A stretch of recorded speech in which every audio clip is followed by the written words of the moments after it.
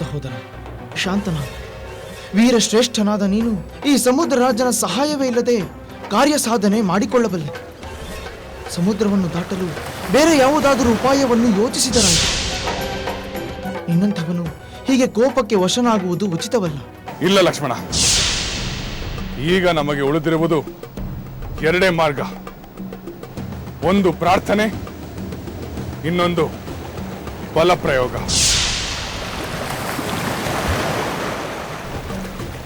ಪ್ರಾರ್ಥನೆಗೆ ಒಲೆಯಬೇಕು, ಇಲ್ಲವೆಂದರೆ ಬಲ ಪ್ರಯೋಗಿಸಿ ನಾವೇ ಬೆದರಿಸಬೇಕು. ಈ ಸಮುದ್ರ ರಾಜ ಪ್ರಾರ್ಥನೆಗೆ ಒಲೆಯಲಿಲ್ಲ ಅಂದ ಮೇಲೆ ನಮಗೀಗ ಉಳಿದಿರುವುದು ಬಲ ಪ್ರಯೋಗ ಮಾತ್ರ. ಎಲ್ಲವೋ ಸಮುದ್ರ ರಾಜ, ನಿನ್ನಲ್ಲಿರುವ ಅಪಾರವಾದ ಜಲರಾಶಿ ನನ್ನ ಬಾಣಗಳಿಂದ ದಗ್ಧವಾಗಿ ಹೋಗುತ್ತದೆ. ನೀನು ಸಂಪೂರ್ಣವಾಗಿ ಒಣಗಿ ಹೋಗುವೆ. ನಿನ್ನನ್ನು ಆಶ್ರಯಿಸಿರುವ ಅಸಂಖ್ಯಾತ ಜಲಪರಗಳೆಲ್ಲ ನಾಶವಾಗಿ ಹೋಗುತ್ತವೆ. ಎಲ್ಲ ಕಡೆ ಧೂಳು ತುಂಬಿಕೊಳ್ಳುತ್ತದೆ. ನೀರಿಲ್ಲದ ಈ ಸಾಗರವನ್ನು ನಮ್ಮ ವಾನರ ಶೈಲ್ಯ ಕಾಲು ನಡೆಯಲ್ಲೇ ದಾಟುತ್ತದೆ.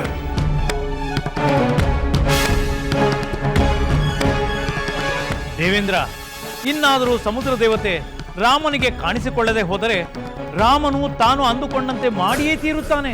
ಸಮುದ್ರ ರಾಜ, ನಿನ್ನ ದರ್ಪವನ್ನು ನಾನು ಹಿಂದೊರಗಿಸುತ್ತೇನೆ.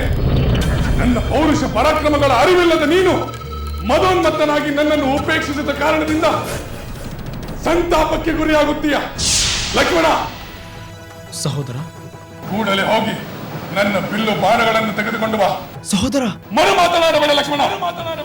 ಕೂಡಲೇ ಹೋಗಿ ನನ್ನ ಬಿಲ್ಲು ಬಾಣಗಳನ್ನು ತೆಗೆದುಕೊಂಡು ಬಾ. ಆಗಲಿ ಸಹೋದರ, ತರುತ್ತೇನೆ.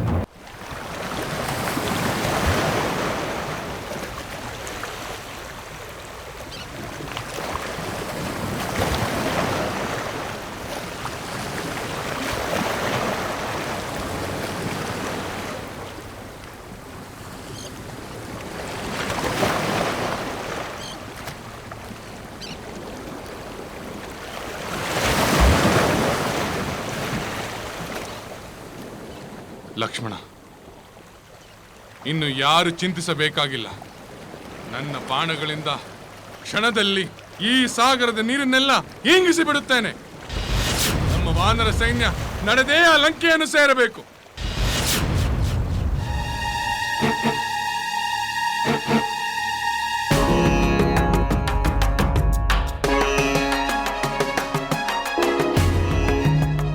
ದೇವೇಂದ್ರ, ರಾಮನ ಬಾಣದಿಂದ ಸಮುದ್ರವೇ ಬತ್ತಿ ಹೋದರೆ ಪ್ರಳಯವೇ ಆಗಬಹುದು. ಪ್ರಕೃತಿಯಲ್ಲಿ ಅಲ್ಲೋಲ ಕಲ್ಲೋಲವಾಗಿ ಬ್ರಹ್ಮ ಸೃಷ್ಟಿಗೆ ಬುಡಮೇಲಾಗಬಹುದು. ಹೌದು ನಾರದ ಮುನೀಂದ್ರ, ಹಾಗಾಗಬಾರದು. ರಾಮನ ಕ್ರೋಧವನ್ನು ತಡೆಯಬೇಕು. ಹೇಗೆ ದೇವೇಂದ್ರ? ಈಗ ಇರುವುದು ಒಂದೇ ದಾರಿ. ವರುಣನೇ ರಾಮನಿಗೆ ಶರಣಾಗಬೇಕು. ಏನೇ ಆದರೂ ರಾಮನು ಶಾಂತನಾಗುವಂತೆ ಮಾಡಬೇಕು.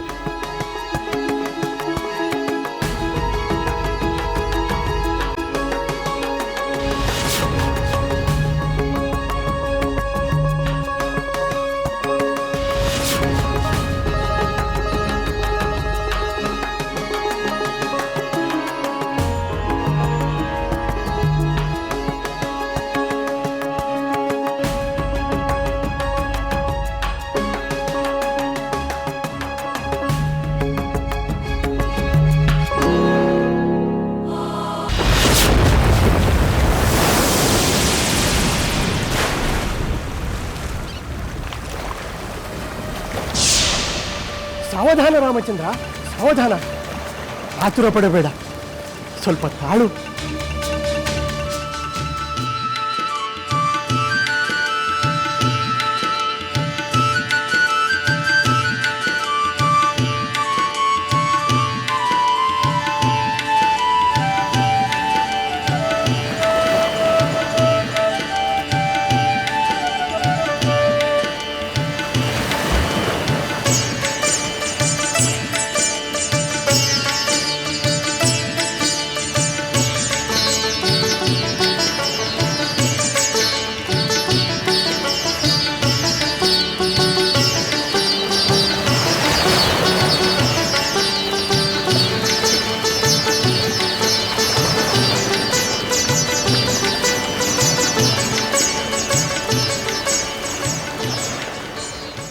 ಬೇಡ ರಾಮಚಂದ್ರ, ಬೇಡ, ಬಾಣ ಪ್ರಯೋಗಿಸಬೇಡ.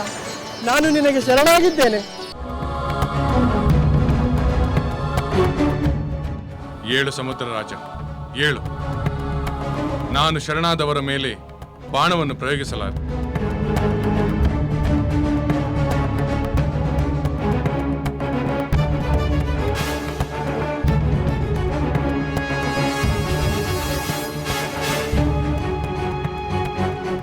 ಆದರೆ ನಾನು ಅಭಿಮಂತ್ರಿಸಿ ಬಾಣವನ್ನು ಬಿಲ್ಲಿಗೆ ಹೂಡಿ ಅದನ್ನು ಪ್ರಯೋಗಿಸಲು ಸಿದ್ಧನಾಗುವವರೆಗೂ ನೀನು ನನ್ನ ಪ್ರಾರ್ಥನೆಯನ್ನು ಕಡೆಗಣಿಸಿ ನಡೆದುಕೊಂಡೆ.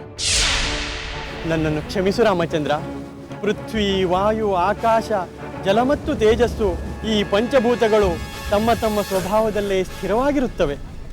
ಅವು ತಮ್ಮ ಶಾಶ್ವತ ಧರ್ಮವನ್ನು ಪರಿತ್ಯಜಿಸುವುದಿಲ್ಲ. ಅಂದರೆ ನನ್ನ ಪ್ರಾರ್ಥನೆಗೆ ಮನ್ನಣೆ ನೀಡದೇ ಇರುವುದಕ್ಕೆ ಇದೇನಿನ ಕಾರಣವೇ? ಹೌದು ರಾಮಚಂದ್ರ, ಹೆಚ್ಚು ಆಳವಾದದ್ದು ಮತ್ತು ದಾಟಲು ಅಸಾಧ್ಯವಾದದ್ದು ನನ್ನ ಸ್ವಭಾವ ಗುಣವೇ ಆಗಿದೆ. ಒಂದು ವೇಳೆ ಹೆಚ್ಚು ಆಳವಿಲ್ಲದಂತಾದರೆ ನನ್ನ ಸ್ವಭಾವ ಗುಣಕ್ಕೆ ವ್ಯತಿರಿಕ್ತವಾಗುತ್ತದೆ. ಆದ್ದರಿಂದಲೇ ನಾನು ನಿನ್ನ ಪ್ರಾರ್ಥನೆಯನ್ನು ಮನ್ನಿಸಲಿಲ್ಲ. ರಾಮಚಂದ್ರ, ನನ್ನನ್ನು ಅನ್ಯಥಾ ಭಾವಿಸಬೇಡ. ನೀನು ಸಾಗರವನ್ನು ದಾಟಿ ಹೋಗುವುದಕ್ಕೆ ಬೇರೊಂದು ಉಪಾಯವನ್ನು ಸೂಚಿಸುತ್ತೇನೆ.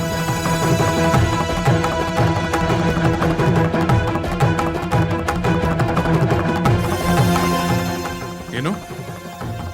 ಈ ಸಮುದ್ರವನ್ನು ದಾಟಲು ಬೇರೆ ಒಂದು ಉಪಾಯವೇ? ಆ ಉಪಾಯವೇನೆಂದು ಬೇಗ ಹೇಳು ಸಮುದ್ರ ರಾಜ. ಏನು?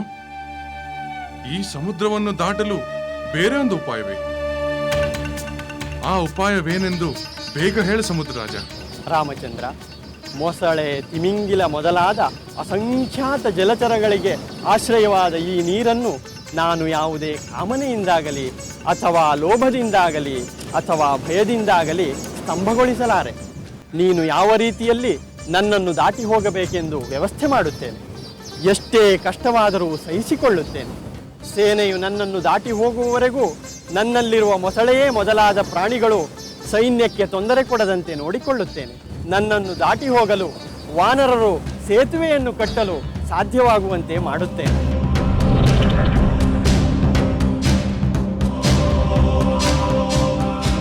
ಸಮುದ್ರದ ಮೇಲೆ ಸೇತುವೆ ಕಟ್ಟುವುದೇ? ಆಹಾ, ರಾಮ ಸೇತು ನಿರ್ಮಾಣವೆಂದರೆ ಎಂತಹ ಅದ್ಭುತ! ಸಮುದ್ರದ ಮೇಲೆ, ಈ ವಿಶಾಲವಾದ ಸಮುದ್ರದ ಮೇಲೆ ಸೇತುವೆ, ಇದು ಸಾಧ್ಯವೇ? ಏಕೆ ಸಾಧ್ಯವಿಲ್ಲ? ರಾಮ ಮನಸ್ಸು ಮಾಡಿದರೆ ಸಮುದ್ರಕ್ಕೆ ಸೇತುವೆಯನ್ನು ಕಟ್ಟಬಲ್ಲ, ಆಕಾಶಕ್ಕೆ ಏಣಿಯನ್ನು ಹಾಕಬಲ್ಲ. ಸಮುದ್ರ ರಾಜ, ನಿನ್ನ ಸಲಹೆಗೆ ಪ್ರತಿಕ್ರಿಯಿಸುವ ಮೊದಲು ನಾನು ಅಭಿಮಂತ್ರಿಸಿರುವ ಈ ಬಾಣವನ್ನು ಉಪಸಂಹರಿಸಿ ಮರಳಿ ನನ್ನ ಬತ್ತಳಿಕೆಯಲ್ಲಿಡಲು ಸಾಧ್ಯವಿಲ್ಲ. ನಾನು ಇದನ್ನು ಪ್ರಯೋಗಿಸಲೇಬೇಕು. ಇದನ್ನು ಎಲ್ಲಿ ಪ್ರಯೋಗಿಸಲಿ ಎಂದು ನೀನೇ ಹೇಳು. ಆಗಲಿ ರಾಮಚಂದ್ರ, ಹೇಳುತ್ತೇನೆ. ನೀನು ಅಭಿಮಂತ್ರಿಸಿದ ಬಾಣ ವ್ಯರ್ಥವಾಗಬಾರದು, ಆದರೆ ಅದರಿಂದ ಲೋಕ ಕಲ್ಯಾಣವಾಗಬೇಕು. ರಾಮಚಂದ್ರ, ನನ್ನ ಉತ್ತರ ಭಾಗದಲ್ಲಿ ದ್ರುಮಕುಲ್ಯವೆಂಬ ಅತಿ ವಿಖ್ಯಾತವಾದ ಪುಣ್ಯತಮ ಪ್ರದೇಶವಿದೆ. ಅಭೀರ ಎಂಬ ಜನಾಂಗದವರು ಅಲ್ಲಿ ವಾಸ ಮಾಡುತ್ತಿದ್ದಾರೆ. ಅವರು ಕಳ್ಳರಾಗಿದ್ದು ಅತಿ ಕ್ರೂರ ಕರ್ಮಗಳನ್ನು ಮಾಡುವ ಅತ್ಯಂತ ಪಾಪಾತ್ಮರಾಗಿದ್ದಾರೆ. ಅವರು ನನ್ನ ನೀರನ್ನು ಪಾನ ಮಾಡುವುದರಿಂದ ಆ ಪಾಪಕರ್ಮಿಗಳೊಂದಿಗೆ ನನಗೂ ಸಂಪರ್ಕ ಉಂಟಾಗಿದೆ. ಇದು ನನಗೆ ಸಹಿಸಲು ಅಸಾಧ್ಯವಾಗಿದೆ. ನೀನು ಈ ಬಾಣವನ್ನು ಅಲ್ಲಿಗೆ ಪ್ರಯೋಗಿಸಿದರೆ ಆ ಪಾಪಿಗಳ ವಿನಾಶದಿಂದ ಲೋಕ ಕಲ್ಯಾಣವೂ ಆಗುತ್ತದೆ, ಪಾಪ ಸಂಪರ್ಕದಿಂದ ನನಗೂ ಮುಕ್ತಿ ದೊರೆಯುತ್ತದೆ. ಆಗಲಿ ಸಮುದ್ರ ರಾಜ.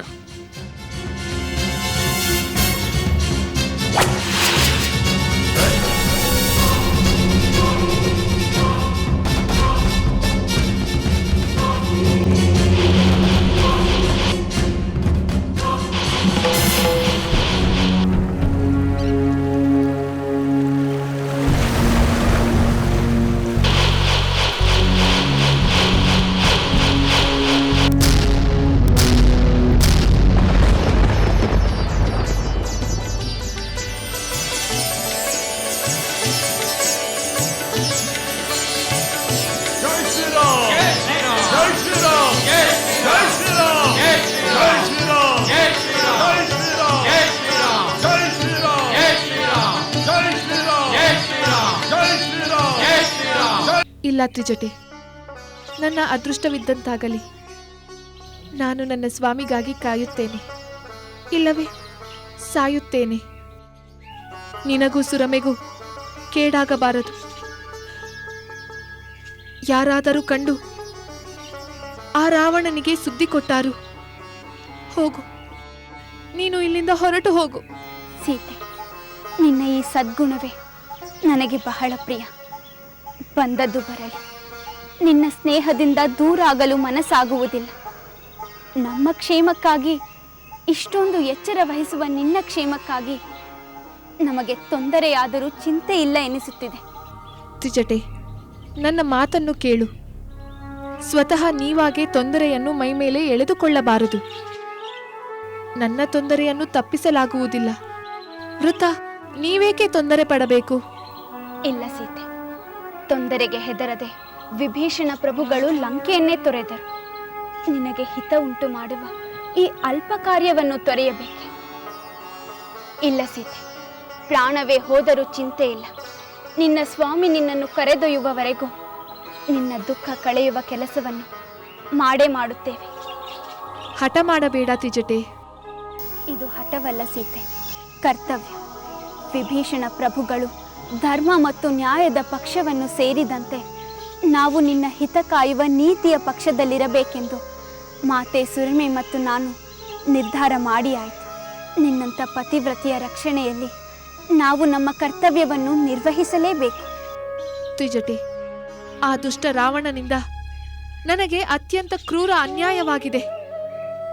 ಆದರೆ ನೀನು ಸುರಮೆಯಂಥ ಹೃದಯವಂತರ ಸಜ್ಜನರ ಸ್ನೇಹದ ಮಹಾಲಾಭವಾಗಿದೆ. ಹೊಗಳಬೇಡ ಸೀತೆ, ನಿನ್ನ ಸದ್ಗುಣಗಳ ಮುಂದೆ ನಮ್ಮ ಗುಣಗಳು ದೊಡ್ಡವಲ್ಲ. ಸ್ವಾಮಿ ರಾಮಚಂದ್ರ, ನನ್ನಿಂದ ತ್ರಿಜಟೆ ಸುರಮೆಯಂಥವರಿಗೆ ಕೇಡಾಗದಂತೆ ನನ್ನನ್ನು ಕರೆದೊಯ್ಯಲು ಯಾವಾಗ ಬರುವಿರಿ? ಆ ಮಹಾಸಾಗರವನ್ನು ಹೇಗೆ ದಾಟುವಿರಿ? ಸಮುದ್ರವನ್ನು ಹೇಗೆ ದಾಟಬಹುದು ಎಂಬುದಕ್ಕೆ ಸರಳವಾದ ಉತ್ತರವೆಂದರೆ ನಾನು ಮೊದಲೇ ಹೇಳಿದಂತೆ ಸಾಗರಕ್ಕೆ ಸೇತುವೆಯನ್ನು ಕಟ್ಟುವುದು. ನನ್ನ ಆಳದಲ್ಲಿ ವ್ಯತ್ಯಾಸವಾಗುವುದಿಲ್ಲ. ನನ್ನಲ್ಲಿರುವ ಜಲಚರಗಳಿಗೂ ತೊಂದರೆಯಾಗುವುದಿಲ್ಲ. ನಿಮ್ಮ ಉದ್ದೇಶವು ಈಡೇರಿ ಈ ಸೇತುವೆಯಿಂದ ನೀವು ದಾಟಿ ಲಂಕೆಯನ್ನು ಸೇರಬಹುದು. ಸಮುದ್ರ ರಾಜ, ಸಮುದ್ರಕ್ಕೆ ಸೇತುವೆ ಕಟ್ಟುವುದು ಎಂದು ಸುಲಭವಾಗಿ ಹೇಳಿಬಿಟ್ಟೆ. ಆದರೆ ಹೇಗೆಂದು ಹೇಳುತ್ತಿಲ್ಲ. ಈ ಅಗಾಧ ಜಲರಾಶಿಗೆ ಸೇತುವೆ ಕಟ್ಟುವುದು ಸಾಧ್ಯವೇ? ವಾನರ ರಾಜ, ನಿಮ್ಮ ವಾನರ ವೀರರಲ್ಲಿರುವ ನಳನೆಂಬುವನು ದೇವಶಿಲ್ಪಿಯಾದ ವಿಶ್ವಕರ್ಮನ ಪುತ್ರ. ತಂದೆಯಂತೆಯೇ ತೇಜಸ್ವಿಯಾದ ಅವನಿಗೆ ವಿಶ್ವಕರ್ಮನೇ ವರ ನೀಡಿದ್ದಾನೆ. ಏನು? ನಮ್ಮ ವಾನರ ವೀರ ನಳನೆ? ನಳ, ಸಮುದ್ರ ರಾಜನಿಗೆ ಪ್ರಣಾಮಗಳು. ವಾನರ ವೀರ ನಳ, ನಿನಗೆ ಮಂಗಳವಾಗಲಿ.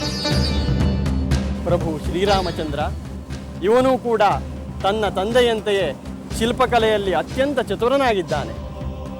ಇವನು ನನ್ನ ಮೇಲೆ ಸೇತುವೆಯನ್ನು ನಿರ್ಮಿಸಲಿ, ನಾನು ಅದನ್ನು ಧರಿಸುತ್ತೇನೆ. ನಳ, ನಿನ್ನಲ್ಲಿ ಆ ಶಕ್ತಿ ಇದೆ ಎಂದು ತಿಳಿದು ನಮ್ಮೆಲ್ಲರಿಗೂ ಬಹಳ ಸಂತೋಷವಾಗಿದೆ. ಹೌದು ರಾಮಚಂದ್ರ, ನನಗೂ ಸಂತೋಷವಾಗಿದೆ. ನೀನೇನು ಹೇಳುವೆ ನಳ? ರಾಮಚಂದ್ರ ಪ್ರಭು, ಸಮುದ್ರ ರಾಜನ ಮಾತು ಸತ್ಯ. ನನ್ನ ತಂದೆ ವಿಶ್ವಕರ್ಮನ ಆಶೀರ್ವಾದದಿಂದ ನಾನು ಈ 100 ಯೋಜನ ವಿಸ್ತಾರವುಳ್ಳ ಸಮುದ್ರಕ್ಕೆ ಸೇತುವೆಯನ್ನು ಕಟ್ಟುವ ಸಾಮರ್ಥ್ಯ ಹೊಂದಿದ್ದೇನೆ. ನಿನ್ನಲ್ಲಿ ಇಂತಹ ಸಾಮರ್ಥ್ಯವಿರುವುದರ ಬಗ್ಗೆ ನಮ್ಮೆಲ್ಲರಿಗೂ ಬಹಳ ಕುತೂಹಲವಿದೆ. ಅದನ್ನು ನಿವಾರಿಸು. ಆಗಲಿ ರಾಮಚಂದ್ರ. ಮಂದರ ಪರ್ವತದಲ್ಲಿದ್ದಳು ನನ್ನ ತಾಯಿ. ದೇವಶಿಲ್ಪಿಯಾದ ವಿಶ್ವಕರ್ಮ ನನ್ನ ತಾಯಿಗೆ ತನ್ನಂಥ ಒಬ್ಬ ಮಗ ಹುಟ್ಟುವನೆಂದು ವರ ನೀಡಿದ. ಆ ಕಾರಣಕ್ಕಾಗಿ ನಾನು ವಿಶ್ವಕರ್ಮನ ಮಗ. ಶಿಲ್ಪಶಾಸ್ತ್ರದಲ್ಲಿ ನಾನು ಅವನಷ್ಟೇ ಸಮಾನನಾಗಿದ್ದೇನೆ. ಆದರೆ ಇದುವರೆಗೂ ನಿನ್ನ ಈ ಶಕ್ತಿಯನ್ನು ಏಕೆ ಯಾರಿಗೂ ಹೇಳಲಿಲ್ಲ? ಅಗತ್ಯವಿಲ್ಲದೆ ಆತ್ಮ ಪ್ರಶಂಸೆ ಉಚಿತವಲ್ಲ ಮಾರುತಿ. ಸಮುದ್ರ ರಾಜ ಅದನ್ನು ಪ್ರಸ್ತಾಪಿಸದಿದ್ದರೆ ನಾನು ಎಂದೂ ಹೇಳುತ್ತಿರಲಿಲ್ಲ. ಆ ಸಾಮರ್ಥ್ಯ ನನ್ನಲ್ಲಿದೆ.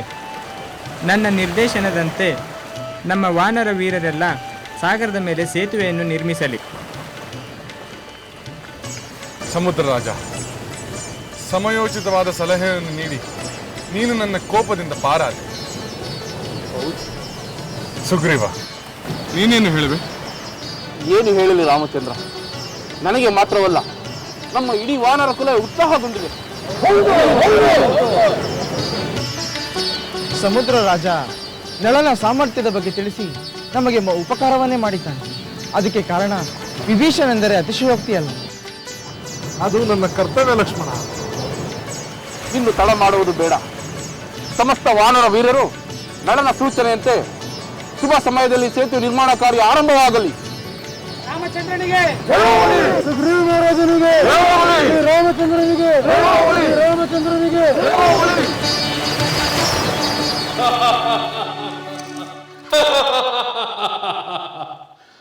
ಸೇತುವೆ, ಸಮುದ್ರಕ್ಕೆ ಸೇತುವೆ, 100 ಯೋಜನೆಯುದ್ದ ನೀರಿಗೆ ಸೇತುವೆ. ಪ್ರಹಸ್ತ ಆ ಕಪಿಗಳೊಡನೆ ಸೇರಿ ರಾಮ ಲಕ್ಷ್ಮಣರಿಗೂ ಕಪಿ ಬುದ್ಧಿಯೇ ಬಂದು ಬಿಟ್ಟಿದೆ. ನದಿಗೆ ಸೇತುವೆ ಕಟ್ಟಬಹುದು, ಸಮುದ್ರಕ್ಕೆ ಸೇತುವೆ ಅಸಂಭವ, ಅಸಂಭವ. ಪ್ರಭು, ಮಹಾಪ್ರಭು, ಈ ವಿಷಯವನ್ನು ನಾವು ಅಷ್ಟೊಂದು ಹಗುರವಾಗಿ ಪರಿಗಣಿಸುವಂತಿಲ್ಲ. ಏಕೆಂದರೆ ವಿಶ್ವಕರ್ಮನ ವರದಿಂದ ಜನಿಸಿದ ನಳನೆಂಬ ವಾನರ ವೀರ ಈ ಸೇತುವೆಯ ಮೇಲ್ವಿಚಾರಣೆ ವಹಿಸಿದ್ದಾನೆ. ವಿಶ್ವಕರ್ಮನ ವಾಸ್ತುಶಾಸ್ತ್ರವೆಲ್ಲ ಅವನಿಗೂ ಕರತಲಾಮಲಕವಂತೆ. ಪ್ರಹಸ್ತ ಇರಬಹುದು, ವಾಸ್ತುಶಾಸ್ತ್ರದಲ್ಲಿ ನಿಪುಣನಿರಬಹುದು. ಅದೇನೇ ಪರಿಣಿತನಾಗಿದ್ದರೂ ಭೂಮಿಯ ಮೇಲೆ ಏನಾದರೂ ಕಟ್ಟುವುದಕ್ಕೆ ಹೊರತು ಸಮುದ್ರದ ನೀರಿನ ಮೇಲಲ್ಲ. ಹೊರಗರೆಯುವ ಚಂಡಮಾರುತದಿಂದ ಏರಿಳಿಯುವ ಬೃಹತ್ ಅಲೆಗಳನ್ನು ನಿಗ್ರಹಿಸಿ ಅದರ ಮೇಲೆ ಸೇತುವೆ ಕಟ್ಟುವುದೇ. ಹಾಗೊಂದು ವೇಳೆ ಕಟ್ಟಿದರೆ ಅದು ಉಳಿಯುವುದೇ. ಭ್ರಮೆ, ಕೇವಲ ಭ್ರಮೆ. ಪ್ರಭು, ಮೊದಲು ನಾನು ನಿಮ್ಮಂತೆ ಯೋಚಿಸಿದೆ. ಆದರೆ ಆನಂತರ ತಿಳಿದು ಬಂದ ವಿಷಯದಿಂದ ನನ್ನ ನಂಬಿಕೆ ಕುಸಿಯಿತು ಪ್ರಭು. ಯಾವ ವಿಷಯ? ಪ್ರಭು, ಆ ರಾಮ ಸಮುದ್ರ ರಾಜನನ್ನು ಕುರಿತು 3 ದಿನ ಉಪವಾಸ ವ್ರತದಿಂದ ಪ್ರಾರ್ಥಿಸಿದರೂ ಅವನು ಪ್ರತ್ಯಕ್ಷನಾಗಲಿಲ್ಲ. ಆಗ ರಾಮ ಕ್ರೋಧಾವೇಶದಿಂದ ಸಮುದ್ರವನ್ನೇ ಭತ್ತಿಸಿ ಬಿಡುವೆನೆಂದು ಬಿಲ್ಲಿಗೆ ಬಾಣ ಹೂಡಿ ನಿಂತಾಗ ಸಮುದ್ರ ರಾಜ ಹೆದರಿ ಶರಣಾಗತನಾದ ಪ್ರಭು. ಏನೋ ಸಮುದ್ರ ರಾಜ ರಾಮನಿಗೆ ಶರಣಾದನೆ? ಹೌದು ಪ್ರಭು, ಶರಣಾಗಿದ್ದು ಮಾತ್ರವಲ್ಲದೆ ಸಮುದ್ರಕ್ಕೆ ಸೇತುವೆಯನ್ನು ಕಟ್ಟುವ ಉಪಾಯವನ್ನು ಸೂಚಿಸಿದವನು ಅವನೇ. ವಾನರ ವೀರ ನಳ ಅಂತ ವಾಸ್ತುಶಿಲ್ಪಿ ಎಂದು ತಿಳಿಸಿದವನು ಅವನೇ. ಅದೂ ಅಲ್ಲದೆ ಸೇತುವೆ ನಿರ್ಮಾಣವಾಗುವಾಗ ತಾನೂ ಸಹಾಯ ಮಾಡುವುದಾಗಿಯೂ ಭರವಸೆ ನೀಡಿದನಂತೆ. ಏನು?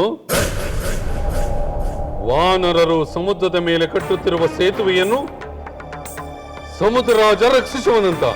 ಹೌದು ಪ್ರಭು, ಈಗ ವಾನರರು ಸಮುದ್ರಕ್ಕೆ ಸೇತುವೆಯನ್ನು ಕಟ್ಟುವುದರಲ್ಲಿ ಯಶಸ್ವಿಯಾಗುತ್ತಾರೆ ಎಂಬ ಭಾವನೆ ಬರುತ್ತಿದೆ. ಕಟ್ಟಲಿ, ಸಮುದ್ರಕ್ಕೆ ಸೇತುವೆಯನ್ನು ಕಟ್ಟಲಿ. ಸಮಸ್ತ ವಾನರ ಸೈನ್ಯ ಲಂಕೆ ಬರಲಿ.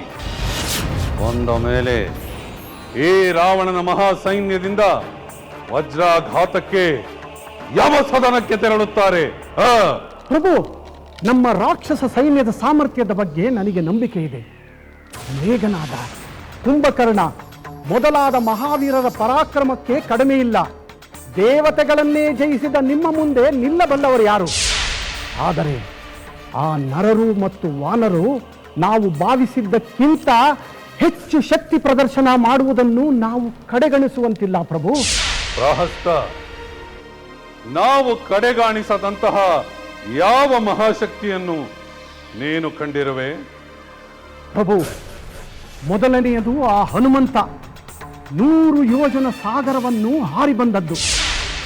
ಎರಡನೆಯದು ಈಗ ವಾನರರು ಸಾಗರಕ್ಕೆ ಸೇತುವೆ ಕಟ್ಟುತ್ತಿರುವುದು ಪ್ರಭು. ಕಟ್ಟಲಿ, ಕಟ್ಟಲಿ. ಮೊದಲು ಅವರು ಆ ಕಾರ್ಯದಲ್ಲಿ ಯಶಸ್ವಿಯಾಗಲಿ.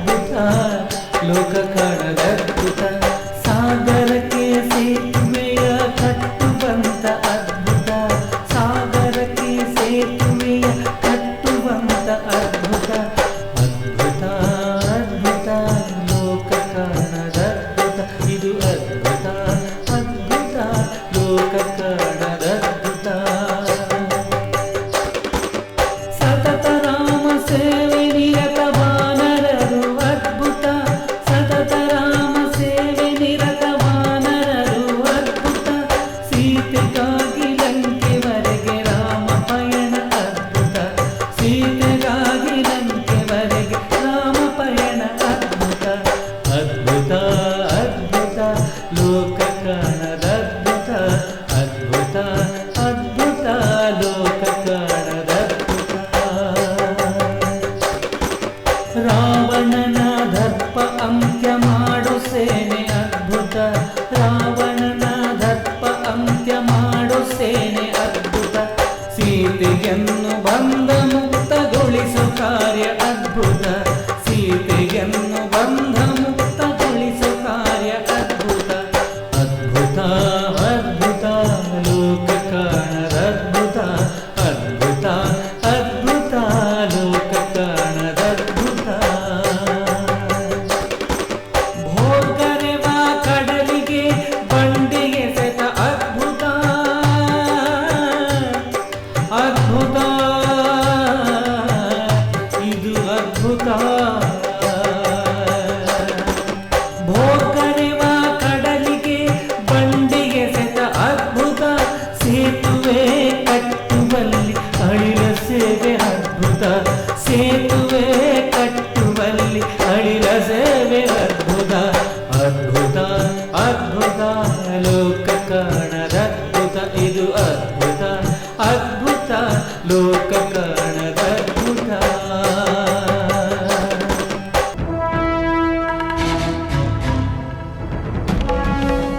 ಹೌದು ಪ್ರಭು, ನನಗೂ ನಂಬಲು ಸಾಧ್ಯವಾಗಲಿಲ್ಲ. ವಾನರ ಸೈನ್ಯ ಸಮುದ್ರಕ್ಕೆ ಸೇತುವೆ ಕಟ್ಟುತ್ತಿದೆ ಎಂದು ನನ್ನ ದೂತರು ಸಂದೇಶ ತಂದಾಗ ಎಲ್ಲಿಯಾದರೂ ಉಂಟೆ, ನಿಮಗೆಲ್ಲೋ ಭ್ರಮೆ ಎಂದು ಗದರಿಸಿ ಕಳುಹಿಸಿದ್ದೆ ಪ್ರಭು. ಆದರೆ ನಾನೇ ಸ್ವತಃ ಹೋಗಿ ನೋಡಿದಾಗ ಅದು ಸತ್ಯವೆಂದು ತಿಳಿಯಿತು ಪ್ರಭು.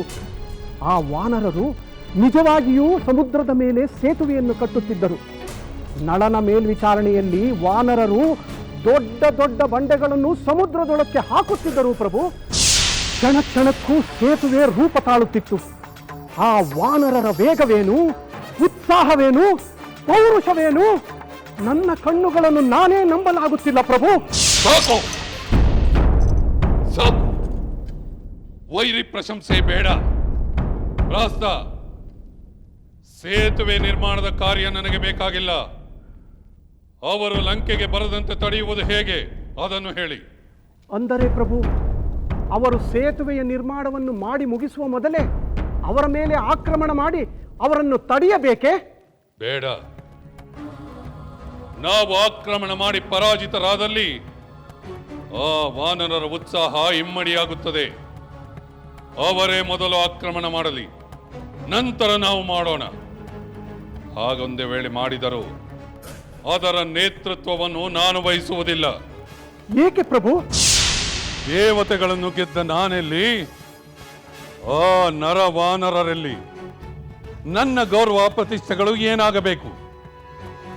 ಮಹಾಪರಾಕ್ರಮಿಯಾದ ನಾನು ಆ ಹುಲು ಮಾನವರೊಡನೆ, ನಿಕೃಷ್ಟ ವಾನರರೊಡನೆ ಯುದ್ಧ ಮಾಡಿದರೆ ನನ್ನನ್ನು ನಾನೇ ಅಪಮಾನಿಸಿಕೊಂಡಂತೆ. ಹಾಗಾದರೆ ನಾನೇ ನಮ್ಮ ಸೈನ್ಯದೊಂದಿಗೆ ಹೋಗಿ ಅವರನ್ನು ಈಗಲೇ ತಡೆಯಲೇ ಪ್ರಭು? ಈಗ ಬೇಡ. ಅರೆ ಬರೆ ಫಲಿತಾಂಶದಿಂದ ನನಗೆ ಸಮಾಧಾನವಾಗುವುದಿಲ್ಲ. ಒಂದೇ ಒಂದು ಆಕ್ರಮಣ, ಅವರೆಲ್ಲ ಸರ್ವನಾಶವಾಗಬೇಕು.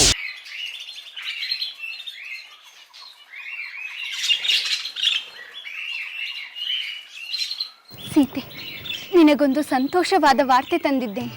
ಸಂತೋಷದ ವಾರ್ತೆಯೇ? ಅಂದರೆ ನನ್ನ ಸ್ವಾಮಿ ಲಂಕೆಗೆ ಬಂದು ಬಿಟ್ಟಿದ್ದಾರೆಯೇ? ಬರುತ್ತಾರೆ ಸೀತೆ, ಖಂಡಿತ ಬಂದೇ ಬರುತ್ತಾರೆ.